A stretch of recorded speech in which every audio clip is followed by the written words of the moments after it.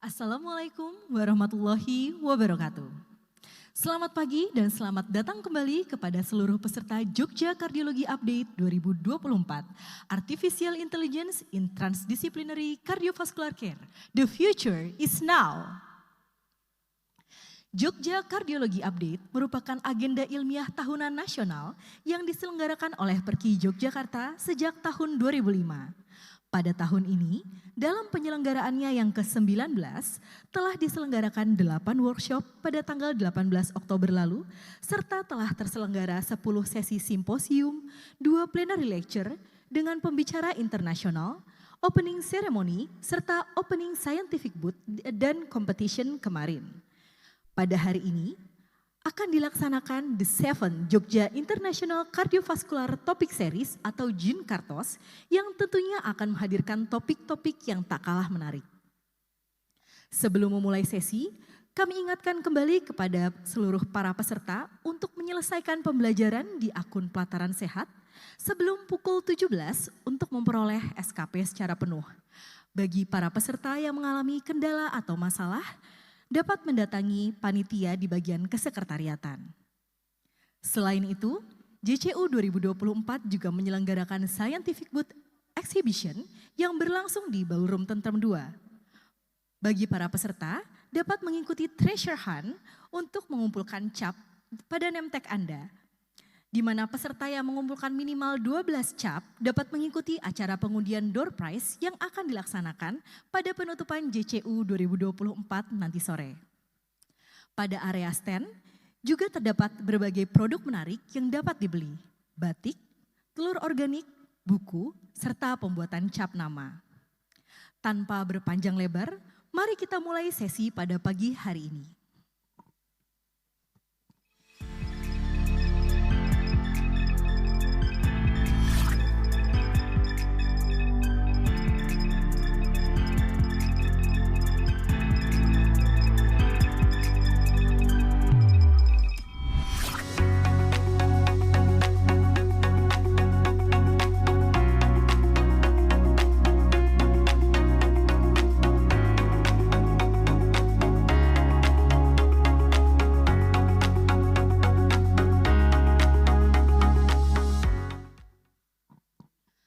Memasuki sesi simposium pertama dengan judul Thromboembolic Events, The Worst Nightmare.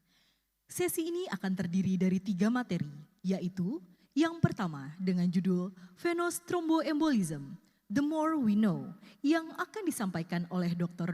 Haryadi Haryawan, SPPD Konsultan, SPJP Konsultan. Materi kedua dengan judul The Role of Triple Antithrombotic in Patients with Coronary Artery Disease, When and How to Do, yang akan disampaikan oleh Dr. Hari Yusti Laksono, SPJP Konsultan. Mohon maaf, oleh Dr. Indah Paranita, SPJP. Serta materi ketiga dengan judul Preventing Stroke for All, The Role of Direct Oral Anticoagulant in Thromboembolic Event Prevention, yang akan disampaikan oleh Dr. Erika Maharani, SPJP Konsultan. Sesi ini akan dipandu oleh Dr. Vera Hidayati, SPJP Konsultan sebagai moderator. Beliau merupakan kardiologis konsultan aritmia dan staf Departemen Kardiologi dan Kedokteran Vaskular FKKMK UGM. Kepada Dr. Vera, dipersilakan untuk memulai sesi.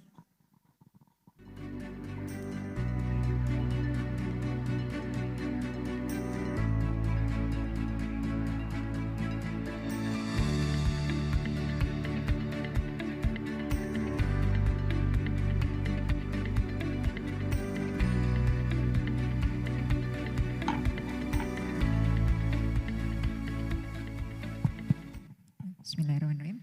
Assalamualaikum warahmatullahi wabarakatuh. Selamat pagi dokter sekalian. Selamat bergabung kembali dengan JCU untuk hari yang kedua. Di simposium 1A kali ini, seperti yang tadi sudah disampaikan, kita akan mengusung tema tentang Thromboembolic Events, The Worst Nightmare. Dan untuk materi pertama akan disampaikan oleh Dr. Haryadi Haryawan. Beliau adalah konsulen senior divisi vaskuler di Departemen Kardiologi dan Kedokteran Vaskuler. Dan beliau akan menyampaikan materi tentang venous thromboembolism, the more we know. Kepada Dr. Haryadi kami persilahkan.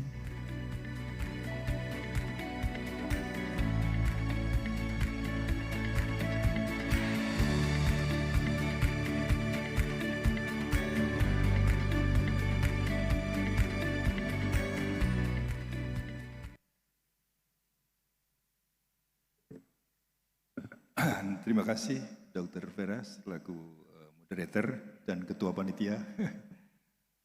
Assalamualaikum warahmatullahi wabarakatuh. Salam sejahtera bagi kita semuanya. Pagi ini cukup deras hujannya ya, jadi agak banyak yang terlambat datang sini sehingga jadi agak molor sedikit ya. Baik, para sejawat semua yang saya hormati, kita akan membicarakan mengenai venous thromboembolism ya, lebih jauh ya.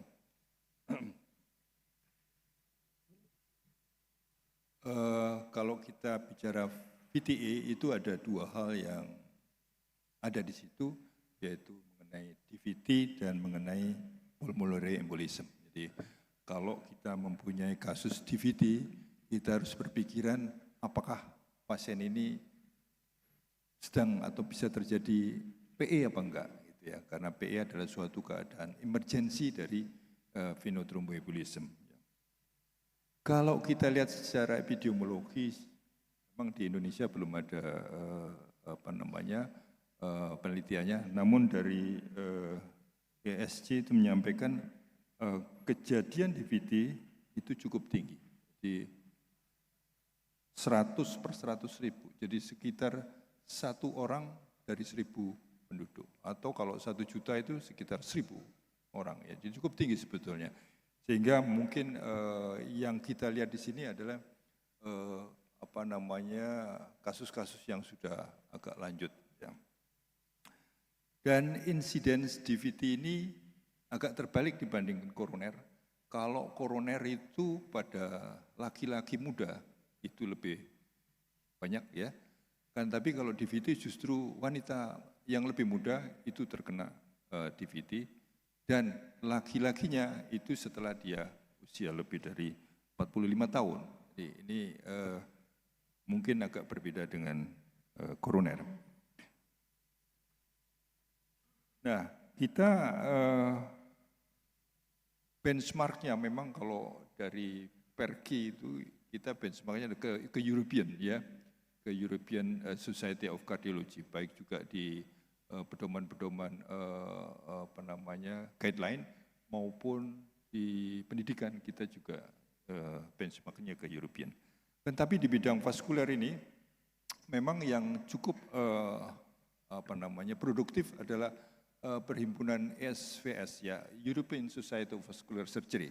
Tapi dari kita, dari European Society of Cardiology juga ada yang bidang vaskuler.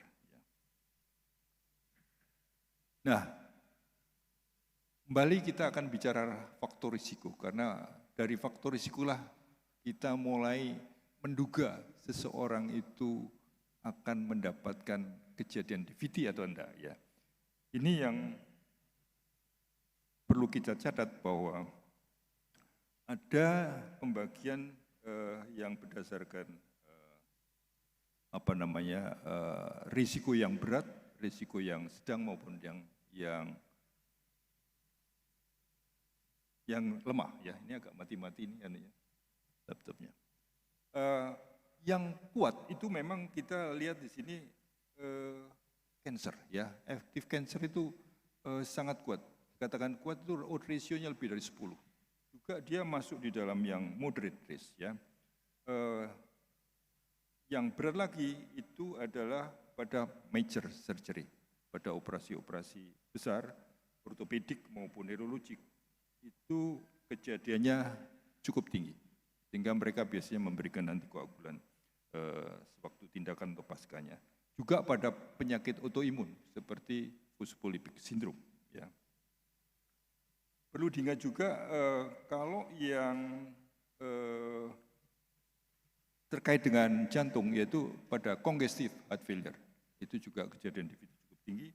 Demikian juga untuk respiratory failure, ya, pada pasien-pasien yang mendapatkan ventilator dan sebagainya. Sedangkan yang dimasukkan lemah atau yang kurang dari 2 odds ratio-nya itu adalah pasien dengan bedridden yang lebih dari 3 hari, atau pasien yang duduk terlalu lama, ya, terlalu lama seperti pada perjalanan ke luar negeri yang jauh, itu kemungkinan untuk terjadinya DVT cukup ada ya. Jadi meskipun di sini masuk di dalam odds ratio lebih kurang dari 2, yaitu misalnya kita perjalanan dari Indonesia ke Eropa atau ke Amerika itu cukup jauh. Nah ini kemungkinan untuk terjadinya DVT cukup ada ya. Nah kemudian faktor risiko kita bisa membagi 2, yaitu yang yang ada provokasi dan yang unprovoked karena tidak diketahui ya. Nah yang provoked ini kita membaginya ada yang transient tapi ada juga yang persisten. Ya kalau yang persisten itu seperti pada pasien-pasien cancer karena dia kejadian hypercoagulability-nya itu berlangsung terus. Sedangkan yang transient dibagi atas major dan minor ya. Itu kalau dia faktor risikonya terjadi 3 bulan sebelumnya dengan penghentian dari antikoagulan kira-kira 50% terjadi koagulasi atau terjadi DVT. Nah, ini yang terkenal, saya kira sudah cukup populer mengenai well score ya untuk menduga probabilitas terhadap DVT. Kita melihat di sini ada poin 1 dan ada poin -2 dan yang paling sederhana adalah yang menggunakan 2 level yaitu likely dan unlikely. Kalau likely itu kalau lebih dari 2, kalau kurang dari 2 atau 1 atau -2 itu adalah unlikely. Ya itu yang paling sederhana untuk memperkirakan dia untuk kejadian DVT. Dari SVS di vascular surgery dia membaginya 3, grup 1, grup 2, grup 3. Dia atas unlikely tapi D-dimernya negatif, itu pasti ya. Kalau D-dimer negatif memang adalah suatu marker yang menyatakan negatif predictive value-nya itu cukup tinggi. Jadi kalau D-dimer itu negatif pasti dia tidak ada clot ya. Sehingga kemungkinan untuk terjadi DVT adalah nil ya. Dan tapi kalau dari ESC membaginya adalah tadi DVT unlikely dan likely. Kalau unlikely kita periksa D-dimernya. Kalau D-dimer negatif tidak, tapi kalau positif kita harus melakukan duplex ultrasound ya. Pada DVT di ESC membagi atas proksimal dan distal ya. Batasannya kalau proksimal itu adalah dari poplitea ya. Poplitea ke proksimal itu sebagai proksimal, kalau distalnya disebut dengan inferior distal ya. Nah, mengenai terapi. Jadi kalau kita sudah ketemu DVT manajemennya adalah dengan antikoagulan ya. Jadi di sini seolah-olah tidak ada tempat untuk antiplatelet ya. Adalah antikoagulan karena kalau kita lihat patofisiologinya dia merupakan trombus merah ya yang banyak mengandung fibrin. Ini adalah pedoman di dalam hal pemberian UFA, unfractionated heparin. Gampangannya kita biasanya kita pakai 80 bolusnya per kilogram berat badan dan 18 maintenance-nya ya. Kemudian kita bisa memantau APTT antara 1,5 sampai 2,5. Untuk sampelnya seperti itu ya. Dan menurut ESVS dari vascular surgery bahwa low molecular weight heparin itu bisa diberikan tanpa adjust daripada dan di-adjust dengan berat badan atau menggunakan fondaparinux ya. Fondaparinux biasanya kita pakai kalau untuk koroner itu untuk non-stem kita pakai 2,5 ya. Tapi pada DVT kita menggunakan 7,5, 10 ataupun 5 miligram ya. Dosis yang kita berikan jadi cukup tinggi ya. Fondaparinux. Dan ini adalah obat-obat yang terkait dengan antikoagulan, baik dia VKA ya, warfarin, dabigatran, apixaban, edoxaban dan rivaroxaban. Ini kita bisa baca mengenai spesifisitasnya, kemudian pemakaiannya dan apa yang perlu diperhatikan ya. Kalau pada warfarin kita harus mengecek INR ya, 1,5 sampai 2,5. Kalau yang NOAH kita lihat kalau dia itu jenis apixaban ataupun rivaroxaban, kita tidak memerlukan pemberian bridging ya. Tetapi kalau yang edoxaban dan Pradaxa itu kita harus memberikan intravenous dulu untuk bridging, karena supaya tidak terlambat ya, kita berikan apakah dia low molecular weight heparin ataupun pakai UFH ya. Demikian juga untuk warfarin. Jadi kalau kita memberikan warfarin, kita harus berikan dulu yang parenteral dulu ya. Nah ini adalah treatment menurut European Society of Cardiology mengenai penggunaan antikoagulan pada DVT. Ada initial, kemudian long term, 3 bulan, dan extended ya.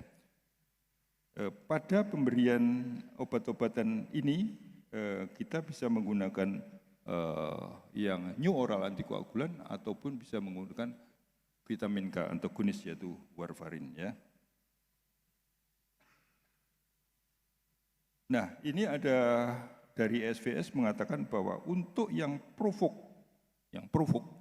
proximal di vein thrombosis dengan major transient risk factor, maka antikoagulan diberikan 3 bulan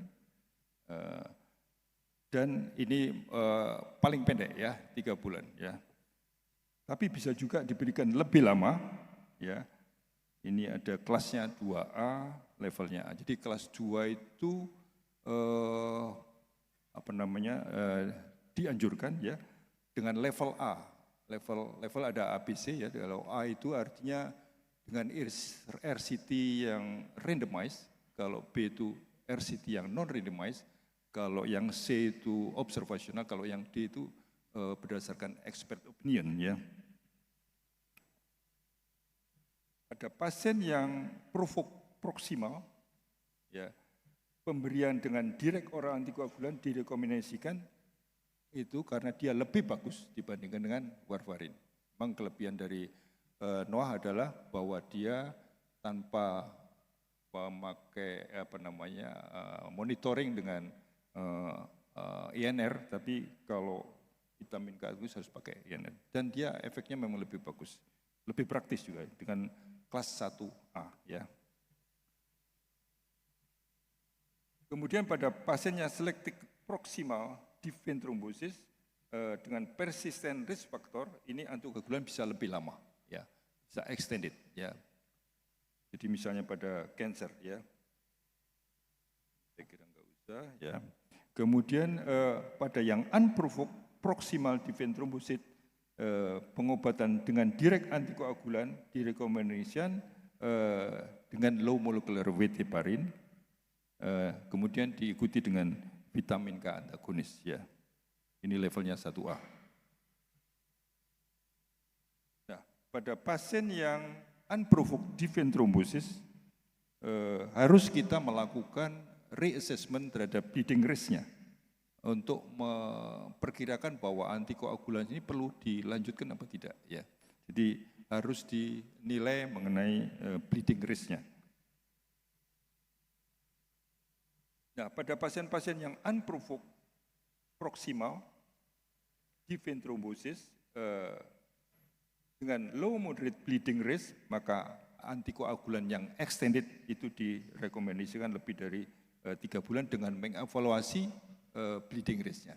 Jadi selalu kita harus memperhatikan bleeding risk-nya ya. Nah, untuk extended antikoagulan ini menurut ESVS, kalau dia tidak ada atau risk bleeding-nya itu rendah, maka kita bisa memberikan antikoagulan lebih panjang. Kalau dia low ya, maka kita cukup memberikan antikoagulan cukup dengan 3 bulan ya. Nah, dari European Society of Cardiology kita patokannya adalah secara 3 bulan. Setelah 3 bulan itu kita memberikan antikoagulan, kemudian kita perhitungkan bahwa setiap pasien itu bagaimana ya. Kalau dia recurrent PTA-nya atau ada active cancer, ada antifosfolipidik syndrome dan ada major refractory thrombofilia, itu kita lakukan perpanjangan untuk pemberian antikoagulan ini ya. Dengan pemberian menggunakan new oral antikoagulan.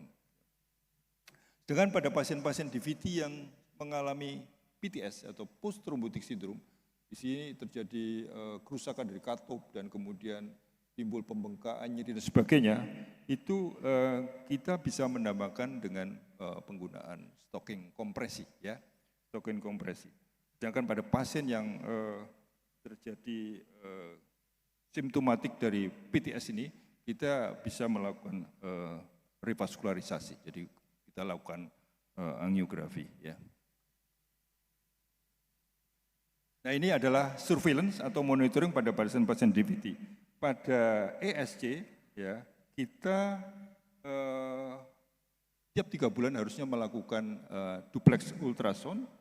Kemudian bagaimana kita harus memperhatikan juga bagaimana preference dari pasien itu. Kalau pasiennya memang menginginkan atau tidak menginginkan, kita harus mengadop sehingga kita bisa memperpanjang antikoagulan itu atau tidak ya. Nah, mengenai inferior vena cava filters ini jarang dilakukan ya, tapi kita siap juga untuk melakukan pemasangan EVC filter ini kalau pasien itu kontraindikasi dengan antikoagulan. Jadi kita pasang EVC filter di vena cava inferior ya.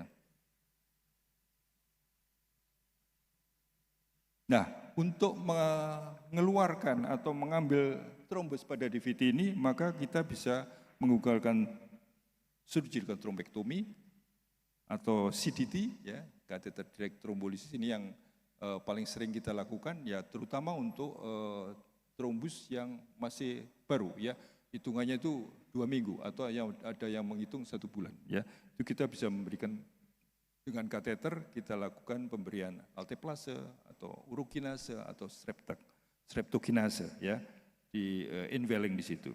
Atau dengan menggunakan pharmacomechanical catheter directed thrombolysis. Ini dengan alat ya yang kita sebut dengan angiojet. Kita menggunakan alat itu, kemudian kita alatnya sudah otomatis, dia mensupport salin, kemudian terjadi tekanan negatif, trombusnya hancur, kemudian dia akan disuction, disedot masuk ke dalam tempat tertentu di pack di alatnya itu. Sehingga ini alat yang relatif aman dan cukup banyak menolong bagi pasien-pasien dengan trombosis vena yang masif. Dan ini kendalanya adalah pembiayaan ya, karena dari BPJS selalu kita di bawah dari plafonnya sehingga harus selektif ya.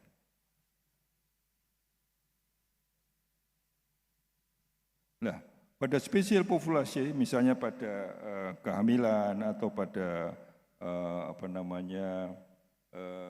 pasien-pasien yang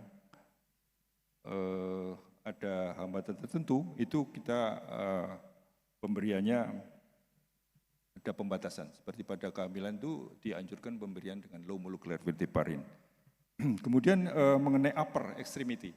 Jadi bisa juga DVT itu terjadi di upper extremity. Dan ini kita bisa memperkirakan terutama pasien-pasien yang pemasangan CVC ya atau PPM, pacemaker itu biasanya akan menimbulkan terjadinya DVT. Kita bisa menggunakan clinical score konstan ya, yang sebelah kanan ini. Dan untuk manajemennya itu mirip dengan LIM ya, LIM DVT, akan tetapi untuk trombolisis ini tidak semuanya. Jadi harus dilihat keadaan-keadaan tertentu atau selective cases untuk pemberian trombolisis pada upper ya. Ini pada pregnancy ya. Ini karena waktu saya lompati saja ya. Kita ke pulmonary embolism ya. Nah, pulmonary embolism ini sebetulnya emergensi yang sangat mematikan atau underdiagnosis ya. Sering kita underdiagnosis, tahu-tahu pasien sudah meninggal. Ya, padahal dia mengalami emboli paru ya. Dan pada emboli paru ini kita mempunyai klasifikasi severitas dengan menggunakan PESI score ya, pulmonary embolism severity score. Dan kita membaginya atas ringan berat, kemudian ringan ke arah intermediate ke arah berat atau intermediate ke arah ringan ya.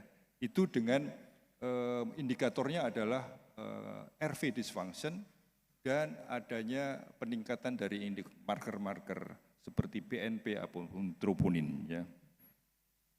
Dan ini kalau kita menemukan PE yang unstable, kita bisa memberikan sistemik trombolisis ya. Jadi tidak dengan menggunakan kateter, tapi sistemik trombolisis. Ya, ini PESI score-nya ya. Ada yang original yang cukup banyak itemnya, akan tapi ada yang simple. Kita menggunakan simple hanya dengan 6 item ya.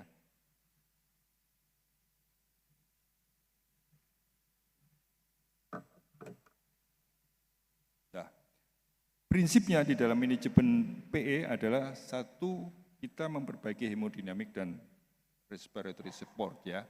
Karena pada PE itu kita bagi dua, dia dengan hemodinamik yang tidak stabil dan hemodinamik yang stabil. Kalau yang tidak stabil kita langsung melakukan sistemik trombolisis atau dengan melakukan intervensi. Tapi pada yang stable kita bisa melakukan gradasi ringan, sedang, berat tadi ya. Dan prinsip yang kedua adalah pemberian antikoagulation dan reperfusi. Reperfusi itu untuk mengambil clot yang ada di main pulmonary artery, kemudian terjadilah reperfusi ya. Ada pemeriksaan yang selalu harus kita buat pada PE ini adalah dengan CT scan atau dengan VQ scan.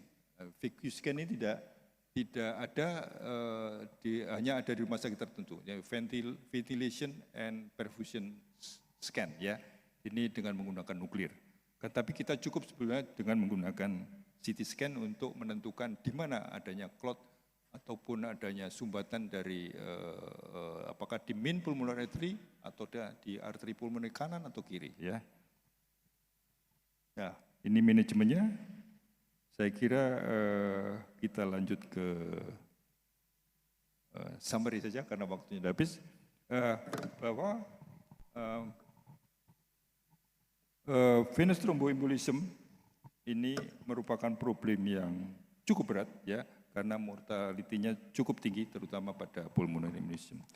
Tentunya diagnosis yang tepat dan cepat ini diperlukan, dan paling penting adalah pemilihan di dalam pemberian antikoagulan yang didasarkan pada karakteristik pasien dan untuk pengobatan pada venous thromboembolism tertentu, apakah dia DVT ataukah dia pulmonary embolism.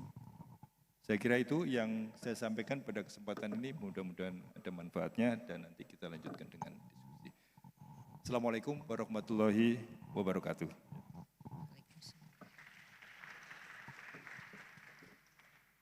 Baik, terima kasih Dr. Haryadi atas paparannya yang sangat lengkap. Hadirin sekalian, untuk materi kedua akan disampaikan oleh Dr. Indah Paramita, kardiologis, dengan tema The Role of Triple Antithrombotic in Patients with Coronary Artery Disease, When and How to Do. Dr. Indah Paramita adalah kardiologis yang saat ini bertugas di RSUD Kota Yogyakarta dan Rumah Sakit Sakinah Idaman di Jogja. Pada Dr. Indah, waktu kami persilahkan 20 menit.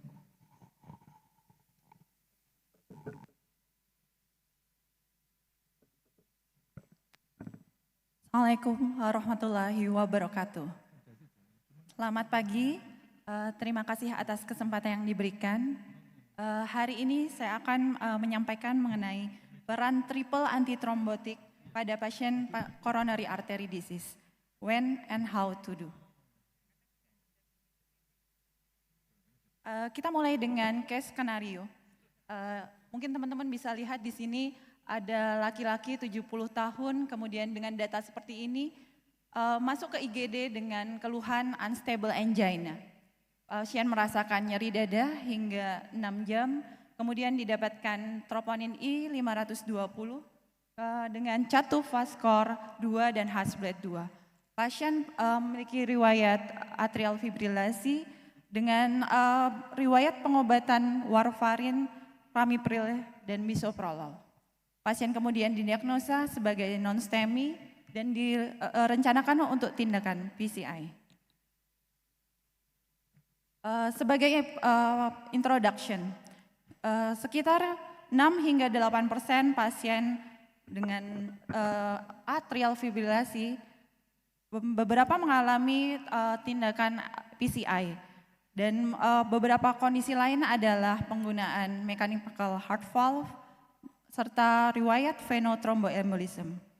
Ini merupakan tantangan buat klinisi karena pasien atrial fibrilasi memiliki resiko tromboembolism dan pasien-pasien yang akan dilakukan PCI memiliki resiko untuk terjadinya stent trombosis dan resiko iskemik lainnya. Kombinasi oral antikoagulan dan double antiplatelet beresiko meningkatkan resiko bleeding. DAPT lebih superior untuk kita gunakan pada pasien-pasien iskemik risk. Namun untuk oral antikoagulan memiliki superioritas untuk pasien-pasien dalam pencegahan kardioembolik. Pada kombinasi penggunaan oral antikoagulan dan DAPT, kita menyebut kasus-kasus ini yaitu penggunaan triple antiterapi. Nah, bagaimana dengan evidence yang ada mengenai penggunaan NOAC pada pasien atrial fibrilasi dan pasien ACS atau yang akan dilakukan tindakan PCI? Mulai tahun 2016 telah dilakukan studi mengenai penggunaan NOAC pada pasien-pasien AF yang akan dilakukan tindakan PCI. Pada studi-studi ini membandingkan antara penggunaan NOAC atau direct oral antikoagulan dengan penggunaan warfarin atau VKE. Selanjutnya studi ini dilanjutkan dengan studi Redual PCI, Augustus PCI, dan Entras PCI. Desain pada penelitian ini menyebutkan bahwa penggunaan NOAC dibandingkan dengan VKE, kemudian diikuti pada beberapa pasien dan dibandingkan mengenai safety. Pada Pioneer AF PCI yang dibandingkan adalah rivaroxaban dibandingkan dengan VKE, kemudian pada Agustus AF PCI membandingkan antara apixaban dengan VKE, dan pada Redual AF PCI membandingkan dabigatran, dan Entras AF PCI membandingkan edoxaban. Dan pada tahun 2019, ini ada suatu penelitian dari SC yang membandingkan safety dan efficacy outcome pada penggunaan double versus triple antiterapi. Suatu systematic review dan meta-analisis. Hasil yang didapatkan dari meta-analisis ini adalah bahwa primary safety endpoint lebih rendah double antiplatelet terapi dibandingkan dengan triple antiplatelet terapi. Selain itu, dalam studi ini juga membandingkan antara all-cause death, CVD death, dan MIS. Ternyata didapatkan pada studi ini bahwa penggunaan double antiplatelet terapi dibandingkan dengan triple antiplatelet terapi tidak ada perbedaan yang bermakna. Selanjutnya, studi ini juga mendapatkan hasil bahwa NOAC plus DAT dan VKE dan triple antiterapi untuk penggunaan pencegahan stroke, myocard infarct, dan stent thrombosis didapatkan tidak ada perbedaan. Sehingga akan didapatkan hasil bahwa lebih baik menggunakan double antiplatelet terapi dibandingkan triple antiplatelet terapi. Dan pada Agustus trial disebutkan bahwa penggunaan apixaban plus single antiplatelet terapi menunjukkan bahwa stroke risk reduction versus VKE dan TAT menunjukkan kecenderungan lebih rendah. Nah, yang terpenting dalam penggunaan triple antiplatelet terapi dan double antiplatelet terapi adalah menyeimbangkan antara resiko dan manfaat.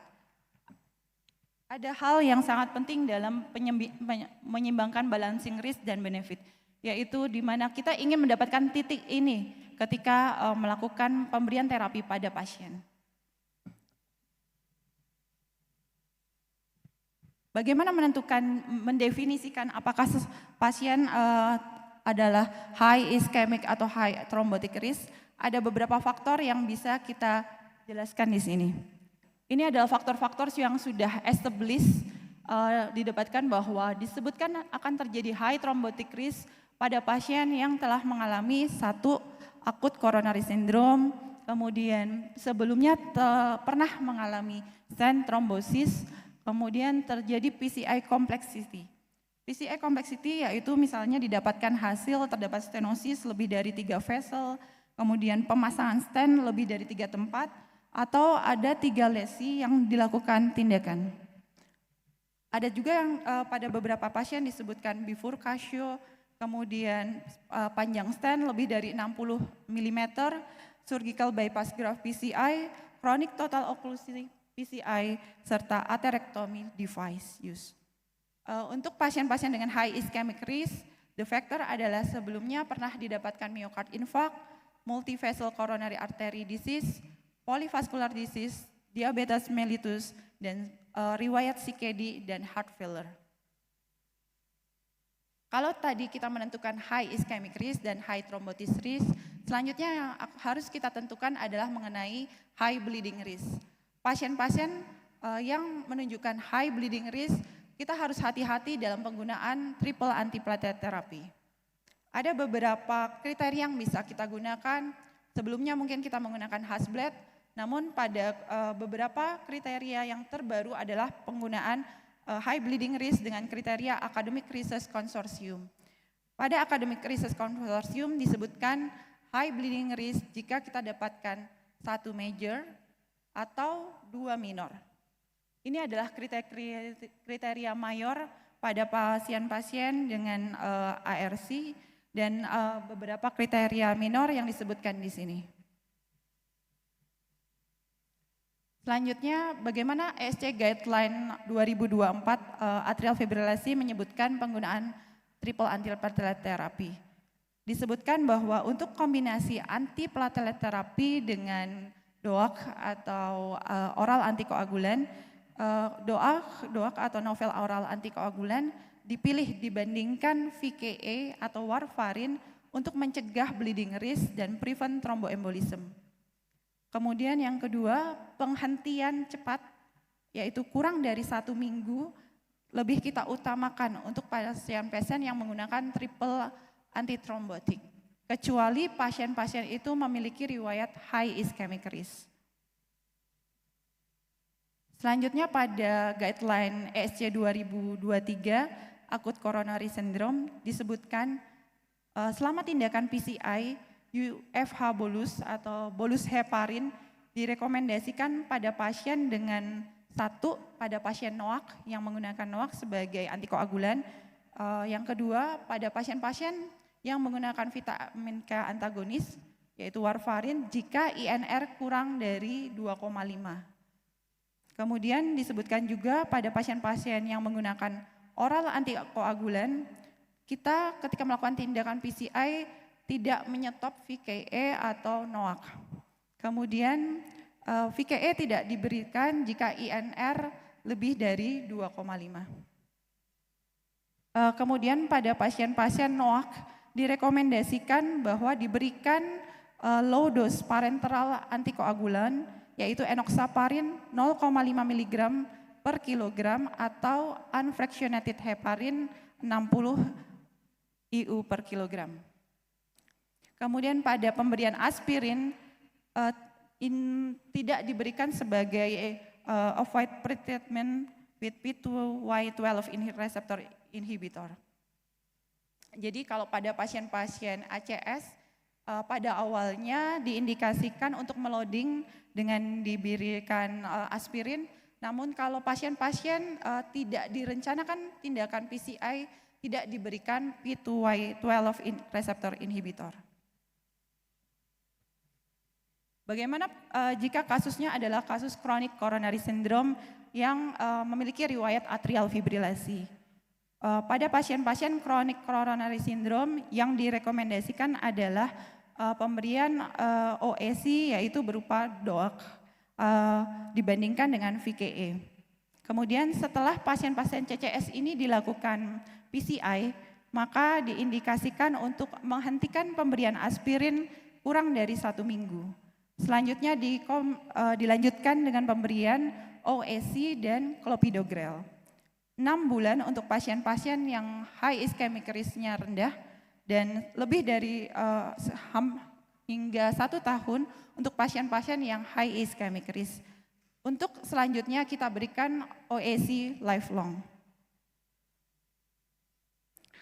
Ini guideline ESC 2024 AF, di mana di sini menentukan berapa lama durasi pemberian antiplatelet pada pasien. Pada pasien ACS yang akan melakukan PCI, kita akan berikan triple antiplatelet terapi selama 1 minggu, kemudian akan dilanjutkan dengan OAC dan P2Y12 inhibitor, pilihannya adalah clopidogrel hingga 1 tahun. Namun jika pasien high ischemic risk, kita dapat memberikan triple terapi selama 1 bulan. Untuk ACS yang tidak dilakukan PCI atau medically managed, kita bisa berikan OAC and P2Y12 inhibitor hingga 1 tahun. Dan kemudian dilanjutkan dengan OAC only. Untuk pasien chronic coronary syndrome yang dilakukan PCI, kita berikan triple terapi selama 1 minggu, kecuali pasien itu high ischemic risk, kita berikan 1 bulan. Kemudian untuk pasien stable CCS, kita hanya berikan OAC selama untuk lifelong. Ini algoritma yang bisa kita gunakan untuk manajemen pada pasien-pasien AF yang membutuhkan PCI atau tindakan selanjutnya. Ada beberapa yang harus kita perhatikan. Untuk pasien AF yang akan dilakukan tindakan PCI, 3 hal yang harus kita tentukan adalah pertama, pre-procedural consideration. Untuk pre-procedural consideration, hal yang harus kita perhatikan adalah pertama, define appropriateness of PCI procedure. Jadi kita harus menentukan bagaimana apakah pasien ini betul-betul membutuhkan PCI atau tidak. Yang kedua, kita stratifikasi ischemic dan bleeding risk-nya. Kemudian pada hal yang kedua yaitu pada procedural consideration, untuk pilihan vascular access-nya adalah radial access. Dan pemilihan stent selection-nya yang kita pilih adalah new generation DES. Karena ini bleeding risk-nya mungkin akan lebih kecil dan untuk ischemic risk-nya juga lebih kecil. Kemudian selanjutnya untuk post procedural consideration yang harus kita lakukan adalah close monitoring dan reassessment tentang bleeding risk dan ischemic risk pada pasien. Dan yang direkomendasikan adalah penggunaan PPI dan sebaiknya tidak menggunakan NSAID pada pasien-pasien yang menggunakan triple terapi. Ini adalah strategi untuk mencegah bleeding pada pasien-pasien yang menggunakan OAC atau triple antiplatelet terapi. Pertama, kita assess ischemic dan bleeding risk-nya dengan skor-skor yang sebelumnya. Kemudian sebisa mungkin menggunakan triple terapi dengan durasi yang singkat. Yang direkomendasikan adalah 1 minggu. Kemudian yang ketiga, pertimbangkan penggunaan NOAC dibandingkan VKE karena bleeding risk yang lebih kecil. Terus yang keempat adalah target INR sebisa mungkin pada lower part. Jadi target INR pada penggunaan VKE adalah 2 hingga 2,5. Selanjutnya adalah consider the lower NOAC regimen test dan berikan NOAC yang kita tahu bahwa itu bleeding risk-nya lebih kecil dan gunakan dosis yang paling rendah. Pilihan P2Y12 inhibitor adalah clopidogrel pada pasien-pasien yang diberikan oral antikoagulan. Kemudian use low dose aspirin kurang dari 100 mg serta rutin use penggunaan PPI. Kembali ke skenario yang tadi saya sampaikan, pada pasien laki-laki 70 tahun didiagnosa non-STEMI, kemudian akan dilakukan tindakan PCI. Apa manajemen yang terbaik pada pasien ini? Pasien ACS yang diberikan atau telah mengkonsumsi oral antikoagulan, kita bedakan antara STEMI dan non-STEMI. Untuk tindakan atau pre-procedural consideration, sebaiknya gunakan radial approach dibandingkan femoral access pada pasien-pasien yang akan dilakukan kateterisasi. Kemudian berikan PPI dan berikan loading dose aspirin. Untuk clopidogrel, berikan atau P2Y12 inhibitor hanya jika kita akan melakukan tindakan PCI. GP2B3A inhibitor hanya jika akan dilakukan bailout. Kemudian untuk STEMI, sebaiknya cegah pemberian fibrinolitik, kemudian give parenteral antikoagulan anyway during primary PCI.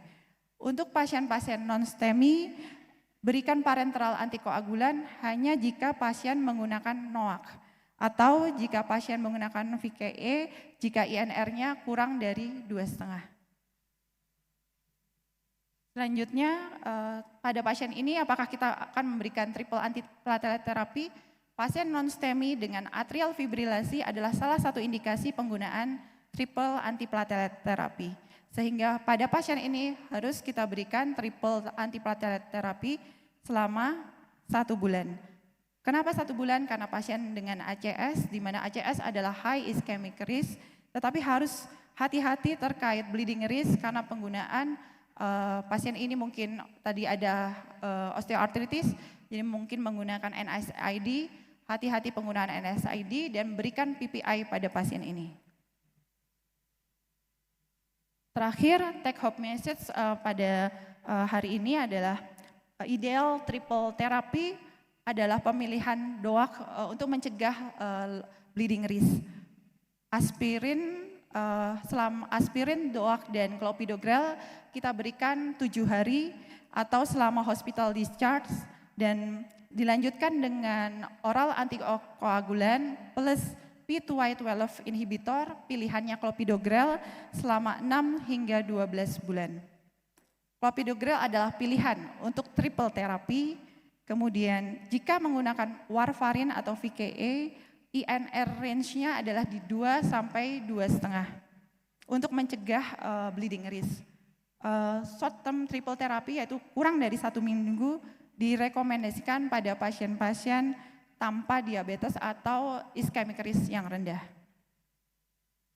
Untuk prolonged triple terapi yaitu lebih dari 1 bulan, kita berikan pada pasien-pasien yang memiliki high ischemic risk, contohnya adalah STEMI atau sebelumnya pernah memiliki riwayat trombosis stent, kemudian ada kompleks coronary procedure dan prolonged cardiac instability. Pada akhirnya menentukan apakah pasien membutuhkan triple terapi atau tidak dan bagaimana durasi pemberian triple terapi adalah sesuai karakteristik masing-masing pasien. Kita harus bisa menentukan apakah pasien ini high ischemic risk atau bleeding risk-nya tinggi. Terima kasih, semoga bermanfaat. Assalamualaikum warahmatullahi wabarakatuh.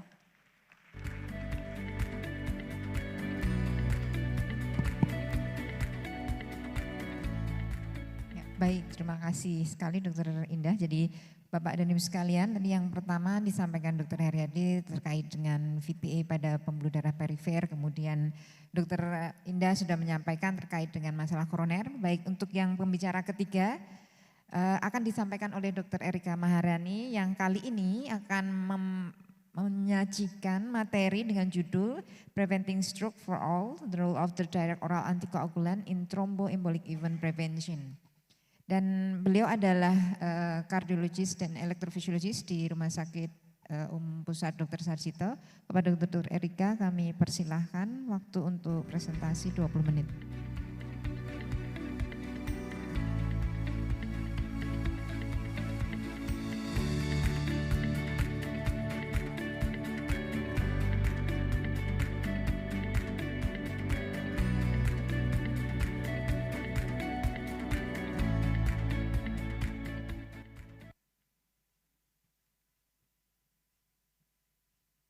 Bismillahirrahmanirrahim. Assalamualaikum warahmatullahi wabarakatuh. Selamat pagi semua peserta Jogja Kardiologi Update. Pagi ini saya menyampaikan materi yang terakhir dari sesi ini terkait dengan antikoagulan. Jadi kita memang membahas antikoagulan dan antiplatelet pada sesi ini, dan khusus untuk pembahasan ketiga adalah prevention stroke for all. The role of direct oral antikoagulan in thromboembolic event sebagai primary prevention. Dan di sini saya mewakili juga bekerja sama dengan PT Pfizer Indonesia yang juga mempublish suatu antikoagulan yang juga kita kenal sebagai apixaban atau Eliquis. Dan beberapa yang nanti kita bahas adalah salah satunya mengenai apixaban. Ini adalah outline saya.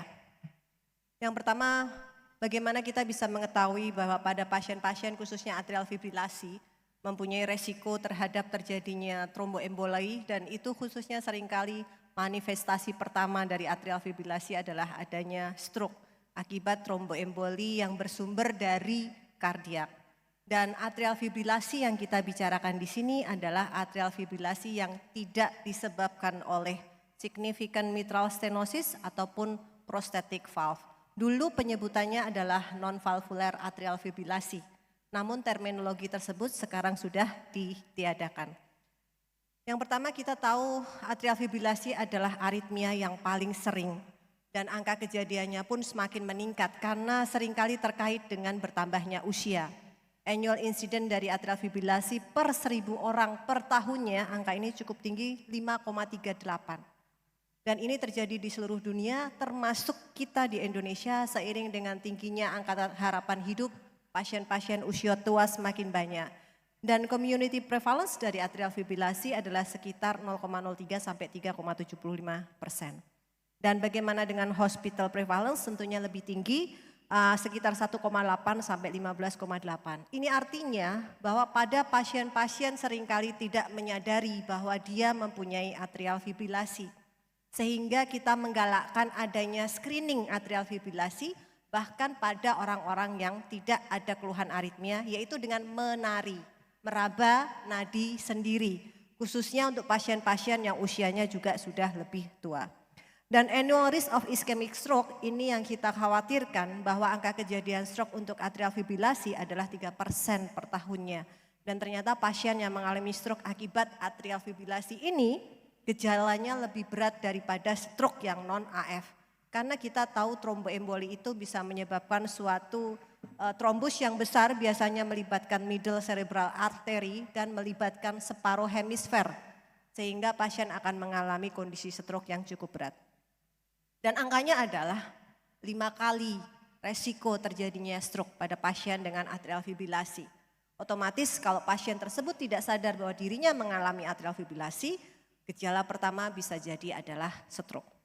Dan kalau kita melihat data pasien-pasien dengan ischemic stroke, sepertiganya ternyata disebabkan oleh atrial fibrilasi. Sehingga pada tahun 2018 muncullah suatu rekomendasi ketika ada pasien dengan stroke non-hemoragik, maka kita wajib melakukan screening EKG. Dan bukan hanya EKG 12 lead, kita harus melakukan extended monitoring, bahkan disebut sampai dengan 72 jam untuk melihat apakah pasien tersebut mempunyai suatu atrial fibrilasi apa tidak.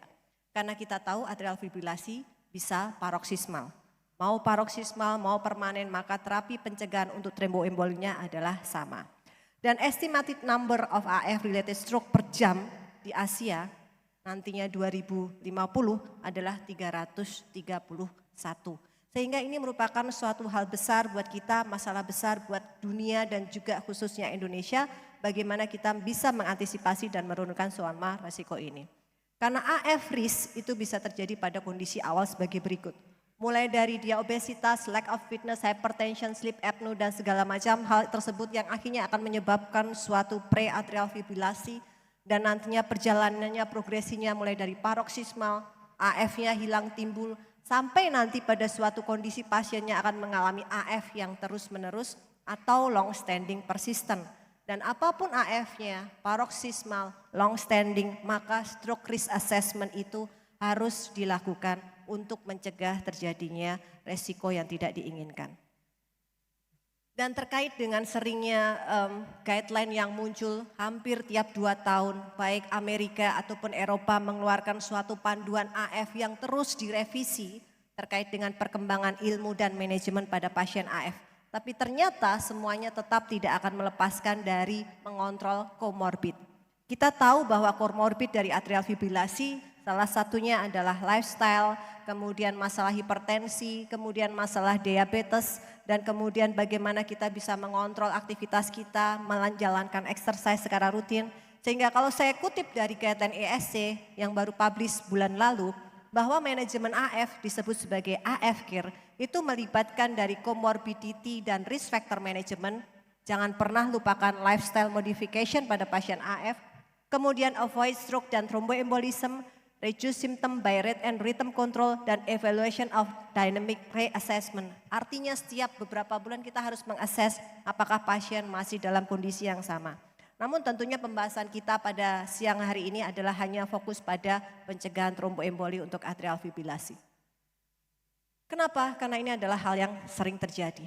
Dan bagaimana cara mencegah tromboemboli pada atrial fibrilasi? Kita tahu bahwa sebelumnya kita rutin menggunakan scoring system, CHA2-VASc score, di mana kita akan melihat apakah pasiennya ada congestion, hypertension, usia lebih dari 75 tahun, kemudian diabetes dan dia pernah mengalami stroke, maka dia akan kita akses menjadi CHA2-VASc-nya lebih dari 2. Apabila nilainya lebih dari 2, maka dia akan indikasi untuk diberikan oral antikoagulan. Namun apabila skornya hanya 1, itu pun sebaiknya diberikan oral antikoagulan sesuai dengan kelas rekomendasinya 2A.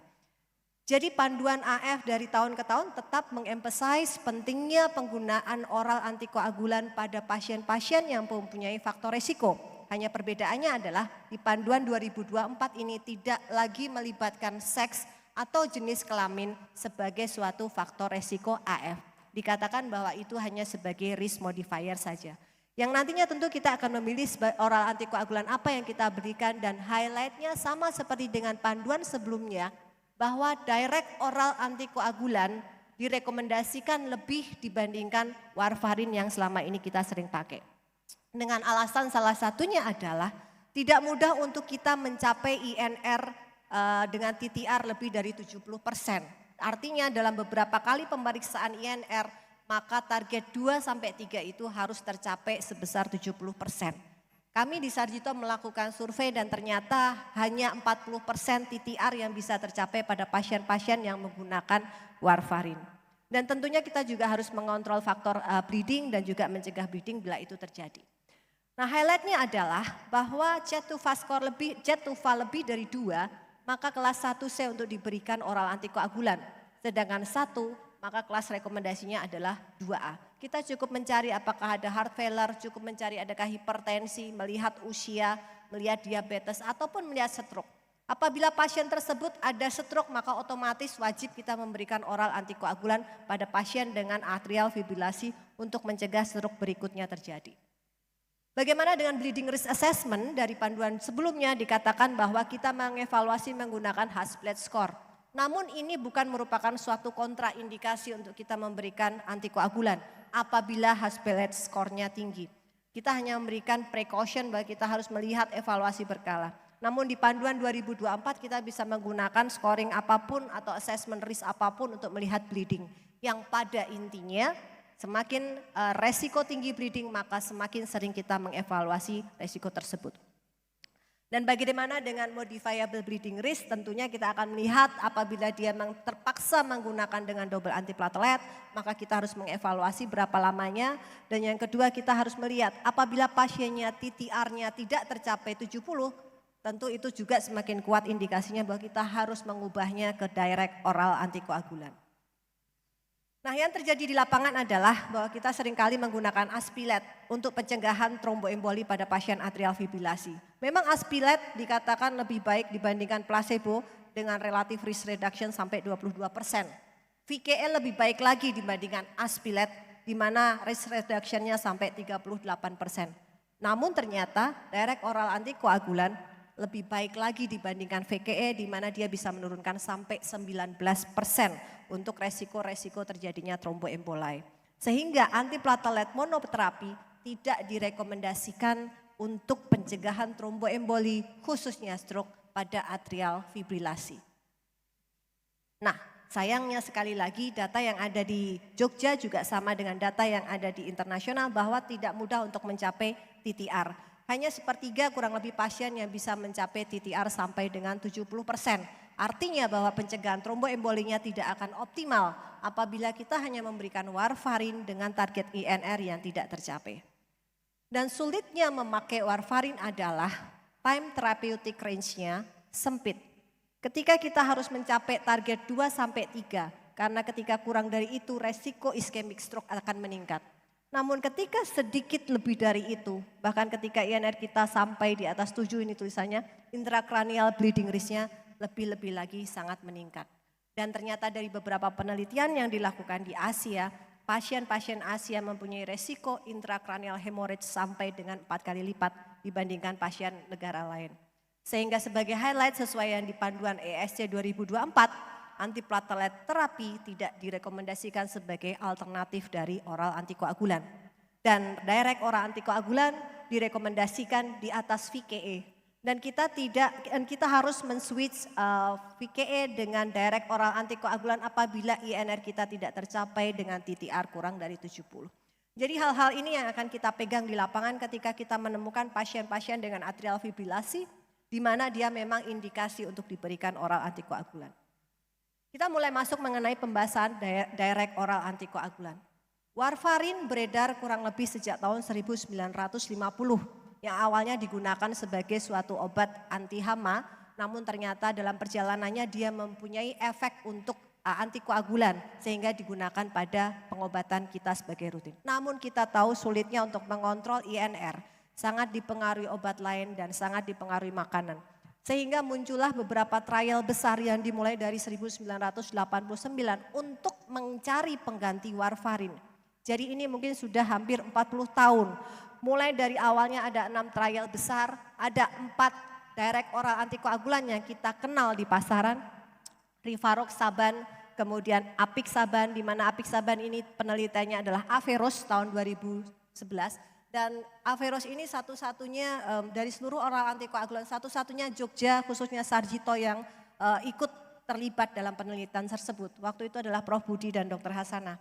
Dan kemudian kita juga lihat bahwa edoxaban dan juga dabigatran jadi 4 oral antikoagulan yang ada di pasaran yang kita bisa pilih untuk prevensi stroke pada pasien-pasien dengan atrial fibrilasi. Dan selama 40 tahun trial itu terus dievaluasi dengan real world evidence apakah memang data di clinical trial sama dengan data yang ada di pasaran. Dan ternyata memang efficacy dan safety-nya kurang lebih sama. Saya hanya akan fokus kurang lebihnya pada apixaban hari ini, di mana kita tahu apixaban merupakan direct factor 10A inhibitor dan dia oral bioavailability-nya sampai 10%. Dia bukan merupakan suatu prodrug, jadi tidak dipengaruhi juga oleh makanan. Dan renal clearance-nya hanya 27%. Nanti akan kita bahas mengapa dan manfaatnya bagaimana ketika kita tahu bahwa renal clearance ini hanya 27%. Half-life-nya adalah 12 jam sehingga diberikan 2 kali sehari. Nah, semua oral antikoagulan kita akan berusaha melihat efficacy dalam arti mencegah tromboemboli dan juga melihat safety. Karena kita memberikan oral antikoagulan kita akan waspada terhadap resiko perdarahan yang pasti timbul. Meskipun itu pun biasanya terjadinya jarang, namun semua asesmen itu harus kita lakukan. Jadi kalau kita lihat di sini, dabigatran dan apixaban, keduanya mempunyai suatu efikasi yang baik dibandingkan dengan oral antikoagulan yang lain, termasuk dibandingkan dengan warfarin dalam rangka tentunya mencegah stroke tromboembolai. Dan juga bagaimana dengan safety-nya dalam rangka melihat resiko bleeding, apixaban mempunyai resiko perdarahan yang secara penelitian lebih rendah dibandingkan warfarin, begitu juga dibandingkan oral-oral antikoagulan lainnya kalau kita melihat pada risk reduction-nya, relative risk-nya. Dan bila kita samarikan bagaimana dengan apixaban 2 kali sehari 5 mg ini, resiko stroke dan major bleeding-nya dibandingkan dengan warfarin ternyata memang lebih bagus. Dan ini juga berlaku untuk NOAH yang lain, hanya kita bisa melihat perbedaan angkanya. Sehingga inilah yang mendasari kenapa guideline akhirnya mengubah indikasi untuk pencegahan tromboemboli DOAH di atas warfarin karena memang melihat efikasi dan safety-nya ternyata memang lebih baik. Dan sekali lagi ketika kita memberikan oral antikoagulan, kita seringkali berpikir pada kondisi-kondisi pasien tertentu yang memang harus kita waspadai, resiko bleedingnya akan meningkat. 2 di antara populasi tersebut adalah orang tua dan pasien-pasien dengan kreatinin clearance yang kurang baik. Jadi 48% pasien yang tidak mendapatkan oral antikoagulan, khususnya elderly, ternyata disebabkan karena dokter yang merawatnya enggan untuk memberikan oral antikoagulan. Kenapa? Karena kita cemas dengan resiko bleeding yang bisa terjadi. Kalau kita lihat tabel ini, bahwa ketika usia 65 ke atas, maka resiko stroke itu akan meningkat. Namun di sisi lain resiko bleeding juga akan ada peningkatan. Nah, dengan melihat data ini, melihat resiko stroke yang meningkat, ternyata penggunaan warfarin di lapangan menurun. Sehingga ada suatu diskrepansi antara kebutuhan dan juga kejadian yang di lapangan, sehingga tentunya pada pasien-pasien ini spesifikasi data tertentu pasien tersebut harus kita lihat untuk melihat apakah memang dia aman untuk diberikan oral antikoagulan apa tidak. Namun resiko stroke jelas menjadi suatu wacana tersendiri. Dan khususnya untuk apixaban, kalau kita lihat di Aristotle trial ada subanalisisnya, dia berusaha melihat pasien-pasien primary outcome untuk usia lebih dari 75 tahun ya. Saya rasa pasien kita lebih banyak pasien usia ini sekarang, dan kemudian resikonya juga untuk perdarahan khususnya intracranial bleeding, semuanya menunjukkan bahwa favor apixaban dibandingkan warfarin. Salah satunya karena kadar di dalam darahnya juga lebih stabil.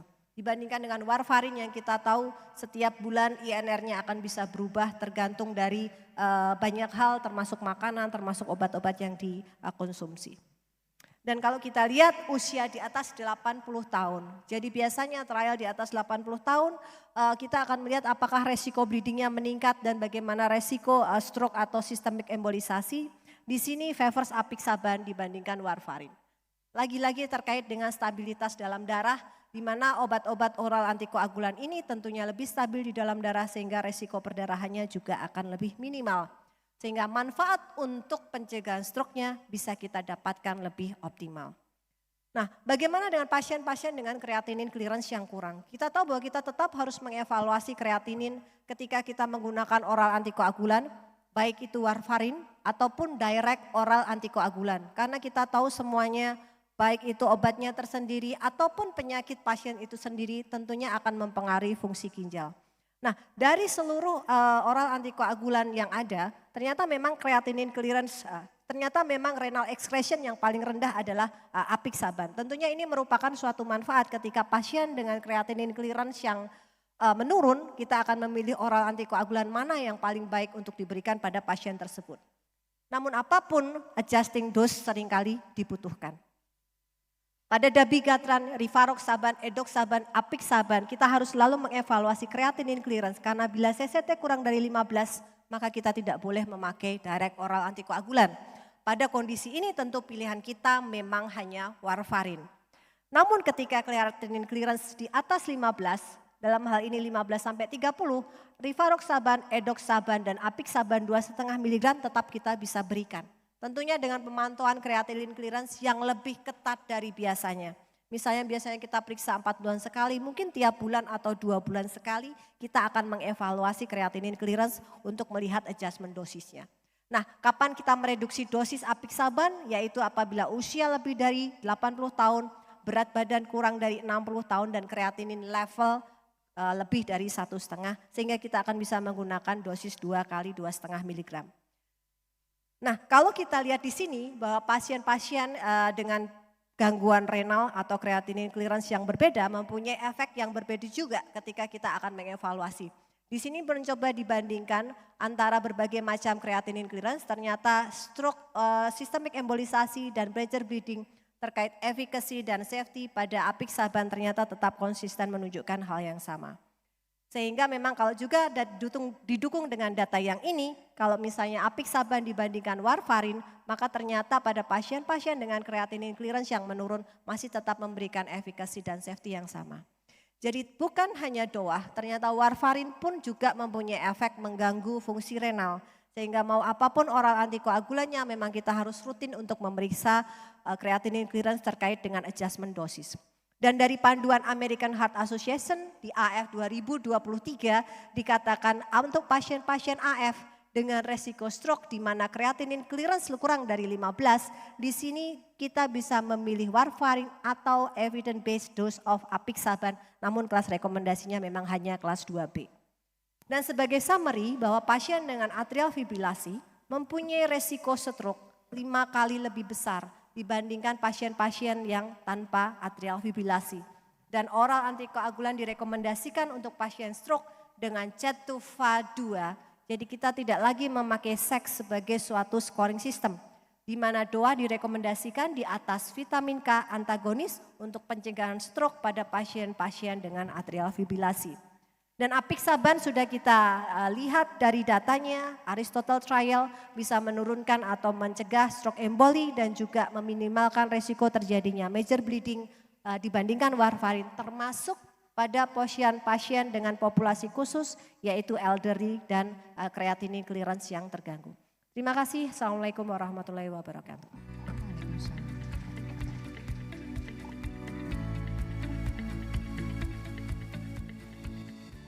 Baik, alhamdulillah terima kasih Dr. Erika atas paparannya. Dan Bapak Ibu sekalian, 3 materi sudah disampaikan oleh para speaker kita pada pagi hari ini.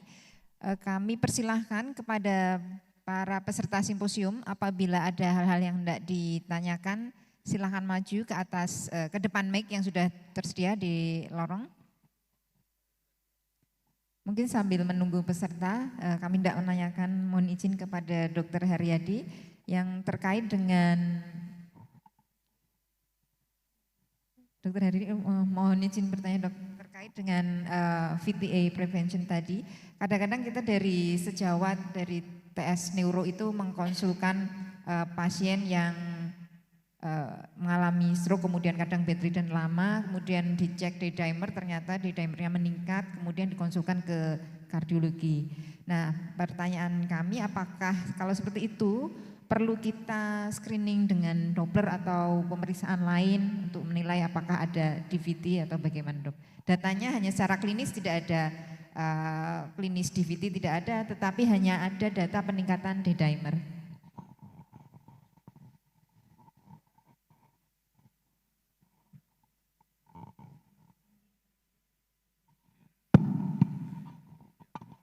Ya, kalau kita kembali ke algoritma untuk diagnostik, memang kalau yang sederhana kita pakai well score yang likely dan unlikely ya.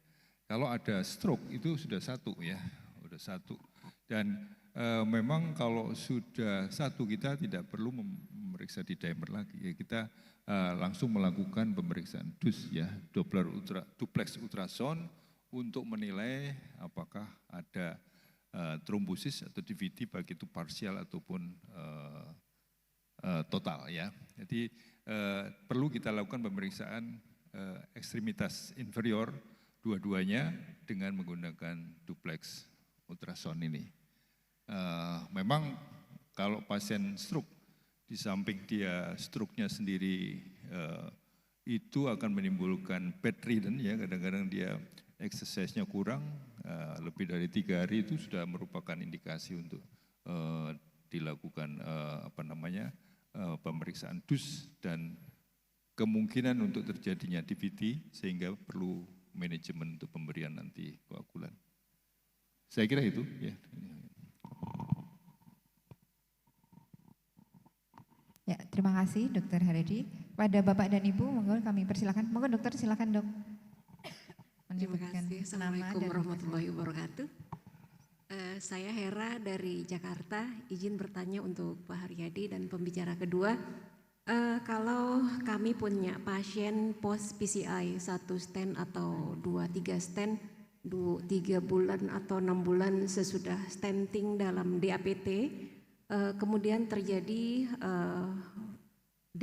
DVT, untuk long term pemakaian antikoagulan dan antiplateletnya seperti yang disampaikan pada pembicara kedua, apakah sama untuk 1 stent atau 3 stent? Dan apakah sama juga untuk pasien-pasien yang dengan dalam pemeriksaan dupleksnya ada sek yang tebal. Bahkan pada pasien-pasien wanita itu sampai 1 tahun pun juga dengan penggunaan aspilet dan karena NOAC memang tidak di cover oleh BPJS, jadi kami agak kesulitan untuk memakai NOAC, jadi tetap dipakai warfarin dengan INR-nya 2. Nah itu sampai berapa lama kami memakai 1 antiplatelet dan warfarin, atau dengan warfarin saja dengan sek yang tebal gitu. Kadang-kadang INR-nya 3 tapi seknya masih tebal sekali. Nah itu kasus-kasus itu memang kadang-kadang agak menyulitkan. Ini seknya tebal tapi INR-nya kadang 3,5, 4.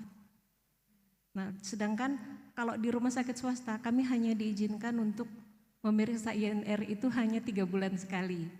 Kalau di rumah sakit pemerintah kami tutup mata aja, sebulan sekali kami cek. Ya, kesulitan yang untuk cover BPJS ini memang agak sulit setelah pasien 5 hari pulang dari rumah sakit setelah pemakaian heparin atau LMWH. Nah ini apakah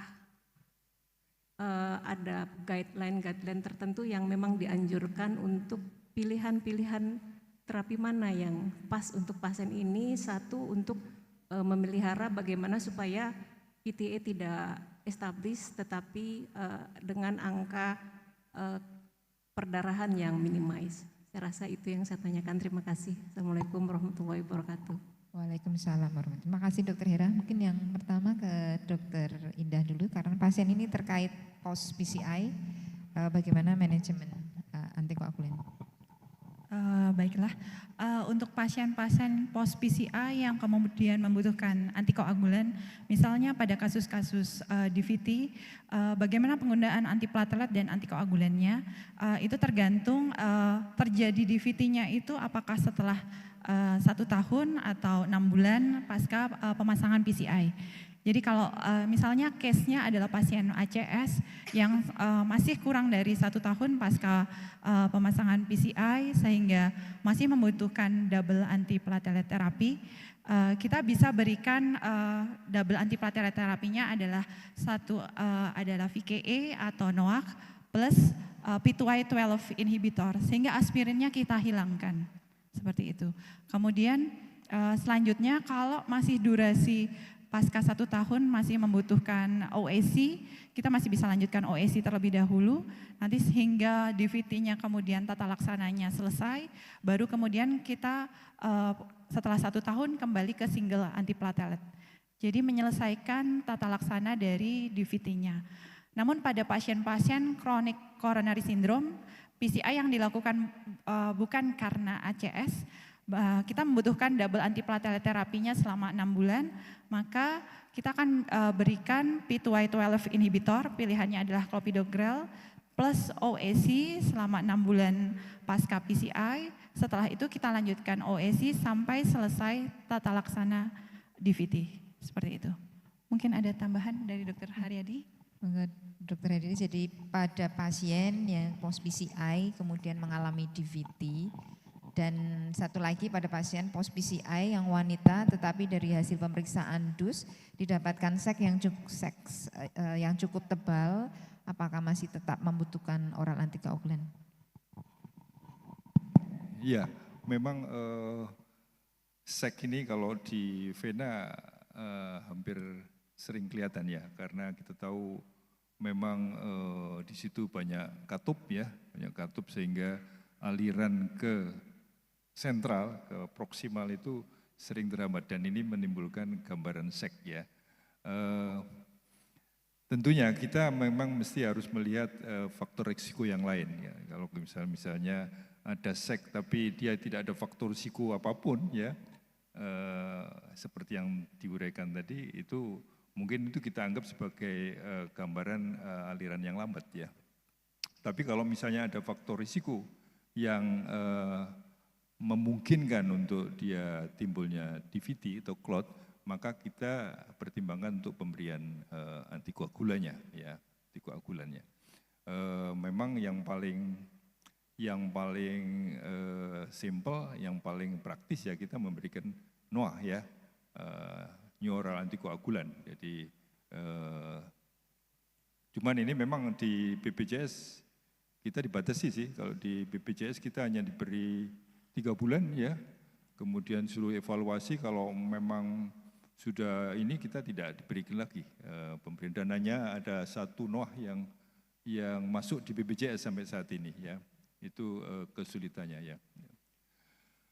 Kemudian memang kalau PCI ya, kalau PCI yang terkait dengan antikoagulan dan platelet itu, sebetulnya kita di dalam pemilihan stent pun itu ada stent yang sekarang bisa hanya memberikan antiplatelet itu hanya 1 bulan ya, 1 bulan. Tapi ini khusus pada pasien-pasien reguler ya yang tidak BPJS, yaitu stent-stent, ada beberapa stent buatan misalnya BioFreedom Ultra ataupun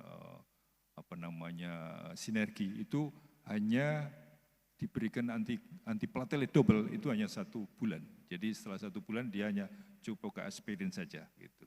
Jadi ini mungkin di luar yang BPJS. Terima kasih. Baik, terima kasih Dok. Jadi memang kita harus melihat juga pada pasien-pasien pospisia ini jenis stennya nih Dok. Karena ada beberapa stent yang cukup 1 bulan dan memang ada beberapa, itu terutama stent yang generasi baru, dia nggak perlu antiplatelet yang lebih lama, tetapi dia short duration pun it's okay. Baik Bapak dan Ibu sekalian, saya rasa karena keterbatasan waktu pada pagi hari ini banyak sekali ilmu yang bisa kita dapat pada pagi hari ini, di mana prevensi tromboemboli itu sangat penting untuk menurunkan mortalitas dan morbiditas, termasuk pada pasien-pasien AF, apalagi yang faktor risikonya tinggi sehingga dia beresiko terjadinya stroke hingga 5 kali lipat. Saya rasa saya cukupkan di sini, applause untuk para pembicara dan acara kami kembalikan ke moderator.